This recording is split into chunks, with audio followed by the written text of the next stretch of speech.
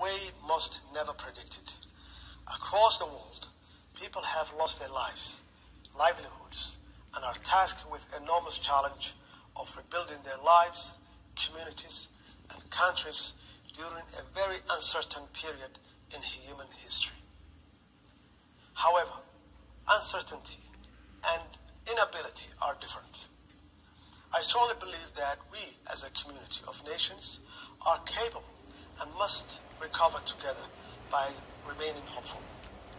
Throughout history, mankind has been challenged, but never has our collective spirit and determination to learn, share, progress, and prosper through effective partnership being beaten. COVID-19 has proven to us all that when an existential catastrophe surfaces, we as a community of nations can rise to the challenge together. It's only fitting that the 76th session of the United Nations Assembly focuses on building resilience through hope. Building resilience through hope, hard work, and multifaceted partnership in a must for an equitable and holistic recovery from COVID-19. The global health pandemic laid bare the frighteningly unequal world that we all live in today. The different pace of response within nations and regional organizations highlighted the vast gap there is in terms of opportunities between the developed and developed world, with countries like mine still struggling to offer the vaccination to most of our citizens. It's fundamental to recognize that response to COVID-19 requires renewed community commitment to vaccinations for all. Human safety is the cornerstone of any sustainable recovery from this disastrous health pandemic. I am proud to say that the Somali federal government responded quickly to the health pandemic in this country. Our policy prioritizes the lives of our citizens, and most of our national resources and available human capital was dedicated to saving lives through direct medical provision of information sharing. Despite its devastating impact on individual lives, livelihoods, and the economy, COVID-19 galvanized the resilient Somali people, including the private sector and diaspora, as well as international partners, to do everything possible to mitigate the worst of the impact. This strong and timely partnership continues to this day and is saving lives and creating the opportunities our people urgently needed to recover quickly and sustainably. Excellencies, ladies and gentlemen, recovering from the global impact of COVID-19 is indeed our most crucial single collective priority. There is not one single nation, community, or individual which has not been detrimentally impacted. However, we must all understand that this recovery must be anchored on innovative and sustainable human-centered policies and strategies delivered in partnership across the continent. In Somalia, we are determined to ensure that our national recovery strategies are in line with our 9th National Development Plan. The core of this focuses on rebuilding a strong, cohesive, and fair Somali society underpinned by strong institutions and opportunities. Somalia's economy has been heavily impacted by COVID-19 pandemic, like everywhere else in the world. But this has not deterred us from successfully continuing on our national economy reform path. The success of these reforms have enhanced the trust between the Somali government and public and international partners and helped to deliver basic public services. It's because of these clear reforms effort, that many of our valuable international partners, including international financial institutions, provided much needed and appreciated grant financing to mitigate the worst impact of the COVID-19 pandemic. Economic reforms are key to the sustainable recovery and development of Somalia. In this regard, we are determined to continue growing our domestic revenue base, strengthening transparency and good governance, as well as working ever more closely with our people and our development partners to ensure that Somalia's recovery from COVID-19 is swift and sustainable. Excellencies, ladies and gentlemen, the protection of the environment is an urgent global priority that the Somali government is committed to. Somalia has one of the longest coasts in the world, vast arable land for farming, and huge blue economy potential. Indeed, Somalia's many natural resources are the jewels in the present and future crown of the country.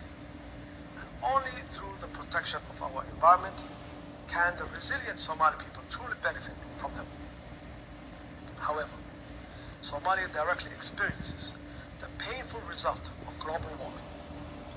Somalia has been cyclically challenged with recurring drought and, in the same year, floods. This has been painful human and economic consequences, with many lives and livelihoods lost as a result.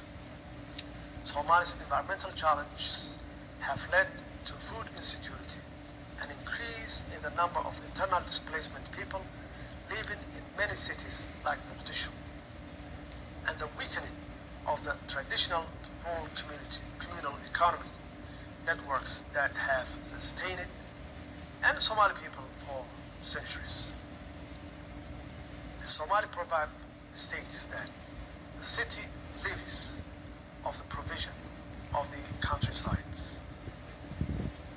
But sadly, today, it appears the countryside has been displaced in the major cities. This is not sustainable and certainly not conducive for the long-term development the Somali government and people predicted going forward. Looking forward, it's the collective duty of all states, communities, and individuals to respond to the needs of the planet. We must all do our absolute best to cooperate to protect the future of our planet and our source of lives, wealth, and well-being. Excellencies, ladies and gentlemen, in Somalia, we strongly believe in the enduring ability of the international multilateral system to deliver a better world for all. In today's interconnected, interdependent, and globalized world, cooperation, strategic collaboration, and good governance are a must. In this brave new world, it's almost impossible for any nation to strive for progress and prosperity alone. It is in this regard that all member states must work closely together to revitalize the United Nations so that it can effectively play its mandate role of connecting us all in navigating the serious global challenges that threaten our common development. The UN remains the foremost multilateral institution for the regular high-level dialogue and decisions that guide the world's collective response in today's most pressing challenges, including the attainment of sustainable development goals. As a member state, Somalia is proud of its contribution to the United Nations and the strong partnership that exists between the UN agencies and our government in Somalia. The federal government of Somalia firmly believes that the UN can be revitalized through the reform of its own governance structure, which must reflect the changing world we live in today. must also have greater impact on people's lives through a strategic focus on peace-building activities which are in line with the Sustainable Development Goals. Furthermore, to revitalize the UN and the impact of its activities across the world, we must seek to strengthen public-private partnership to overcome the financing challenge the organization faces at this desperate time of global crisis and need, especially in the developed world. Excellencies, ladies and gentlemen, the Somali federal government is working tirelessly to achieve the UN Sustainable Development Goals with and for our people. We are doing this by successfully confronting international terrorism, investing in basic public services, tackling corruption, and promoting good governance and inclusive politics. We are currently finalizing the process of holding free, fair, and inclusive elections with the largest number of Somali electoral participants since the civil war in Somalia. The elections are centered on respecting the rights and the wishes of the Somali people, including the rights of women and the youth to represent themselves within a very political arena that governs them. In conclusion, it's important to reiterate the enormous impact COVID-19 has had on the world. We have all suffered, and many still are hurting from the personal and economic pains caused by health pandemic. Sadly, we also know that it's not yet over for many, especially the most vulnerable in the world, including many in Somalia. However, through an effective multifaceted partnership, social solidarity, strong institutions, and hard work, I strongly believe that we can recover from COVID-19 more sustainably. Furthermore, to achieve sustainable development for all, we must also recognize and act on responding to the needs